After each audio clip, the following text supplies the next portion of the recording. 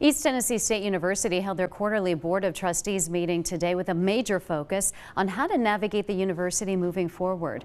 News Channel 11's Belle Johnson sat in on the meeting and reveals the school's plans. From housing and tuition to the Martin Center, many things were discussed at East Tennessee State University's Board of Trustees spring quarterly meeting. President of ETSU Brian Nolan gave an update to the board about different areas, including enrollment and retention rates. Nolan says enrollment for spring classes increased from last year, adding on to the record-breaking first-year class in university history. Nolan says the retention of first-time freshmen from fall to spring remains strong. That number, right at 91%, is the highest fall to spring retention rate in the history of the university. Jennifer Clements, executive director of the ETSU Martin Center, gave a presentation about the regional impact of the center. It's really wonderful to be able to watch families for the first time experience Broadway together. What we are building today really will be a lasting impact for our region. Nolan also says the decision was made to increase housing and meal plan rates for the fall due to inflation, utilities, and operation costs.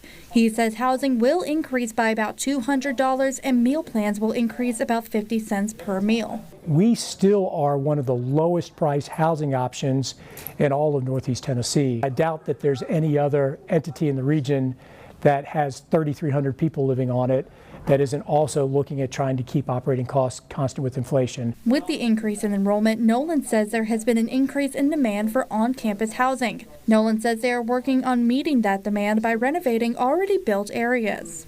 Yoakley Hall was a building that was constructed more than 50 years ago to be a residence hall. And as demand for on-campus residencies declined, we turned it into an office building. Now we're renovating that building and turning it back into a residence hall. There's another building on campus, Ross. It used to be Panalytic, the home for sororities. It's now offices and classroom space. We're going through a feasibility study to turn that into a residence hall as well. Nolan says demand in the future will impact whether new housing options will be needed. In Johnson City, Belle Johnson, News Channel 11. ETSU adds they're also working on redesigning their website. You can view all of the topics discussed today in detail on WJHL.com.